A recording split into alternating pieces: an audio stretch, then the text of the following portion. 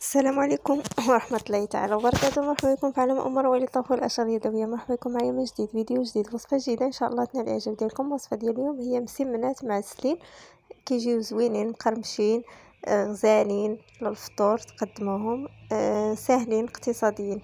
غادي نحتاجو في المقادير، عندي هنايا الدقيق كيبقى على حسب العبار نتوما اللي بغيتو، 3 الكيسان، ما بغيتوش ديروا بزاف. انا هنا درت كميه كبيره نص كيلو، حيت غادي ندير مالح وغادي ندير هادو معسلين حلوين.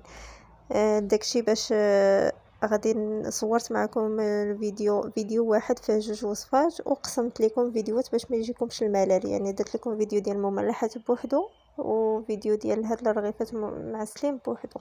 احتاجنا كما قلت لكم الدقيق، 2 معالق ديال الزيت، رشه ديال الملح، وقريصه ديال الخماره ديال الحلوى، والماء ديال الصنبور باش نجمعوا العجين. يكون مرخوف، ما قاصحش وما خفيفش.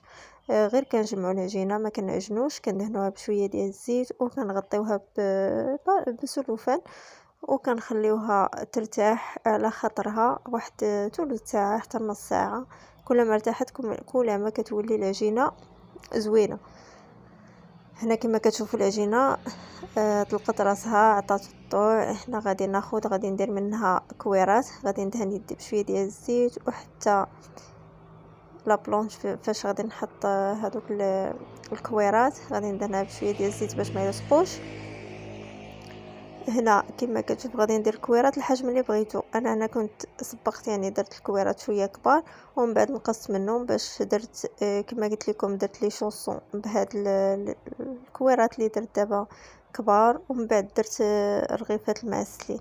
يعني غادي تلقاو في القناه الفيديو ديال لي شونسون معمرين بالحشوه اللي وريتكم، طون وفرماج وفلفله الوان ومطيشه وتوابل، يعني كيجيو زوينين بزاف. كنتمنى ترجعوا تجربوهم، وطريقه سهله بزاف، وكيجيو مرقين ومقرمشين. وهاد الرغيفات حتى هما راه كيجيو مقرمشين وكيجيو منفوخين وكيجيو زوينين، يعني مهم شي حاجه اللي تحطوها في الفطور ولا مع القهيوه راه زوينين، ما غاديش تندموا. هنا كما كتشوفوا الكويرات من بعد ما ارتاحوا، انا كنت راه بديت كنطوي. هنا كما شفتوا معايا كنطويهم على الشكل ديال المسمنات العادي اللي كنعرفوا. كنطلق العجينه بالزيت وكنطويها على شكل مربع عادي كيف ما كنطويو المسمنات. وفي هذا الاثناء راه درت الزيت باش يسخن،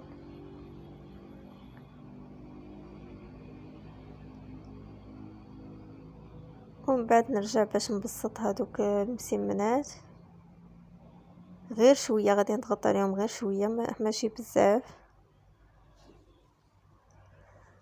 ومن بعد فاش يكون الزيت سخنات مزيان غادي نحطهم مباشره في الزيت.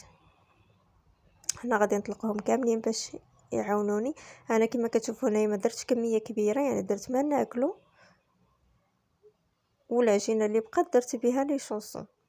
كنتمنى ترجعوا تشوفوا الفيديو ديال لي شونسون، راه كاين لتحت، وكاين فيديو غادي يتحط ان شاء الله غدا ولا بعدو. هنا من بعد ما سخن الزيت مزيان كما كتشوفوا كنحطهم في الزيت حتى كيتنفخوا مزيان. كنقلبهم عاوتاني الجهه الاخرى، وانا غاده حتى كنكمل حتى كيتحمروا، وعاد كنحيدهم. كيف ما كتشوفوا راه كيتحمروا، ها بوانو كيتنفخوا، راه كيجيو زوينين بزاف وكيجيو هشاش.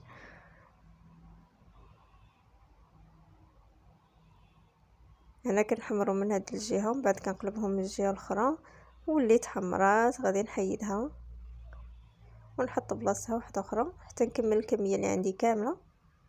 كما شفتوا راه منفوخين كيجيو غزالين. هنا بالنسبه للعسل انا رشيتهم غير بالعسل هكا من الفوق، حيت عندي العسل الحره درت لهم غير شويه باش ما تجيش قاصحه. وغادي نزينهم باللوز ايفيلي محمر شويه في الفران، تزيين بسيط ومنيضر كيجي زويون. نتمنى ان شاء الله الفيديو ديال اليوم ينال الاعجاب ديالكم. ما تنسونيش دائما بالتشجيعات ديالكم المتواصله، وبالتعليق ديالكم الزوينه، وبملاحظاتكم علاش لا. مرحبا باي اقتراح من عندكم.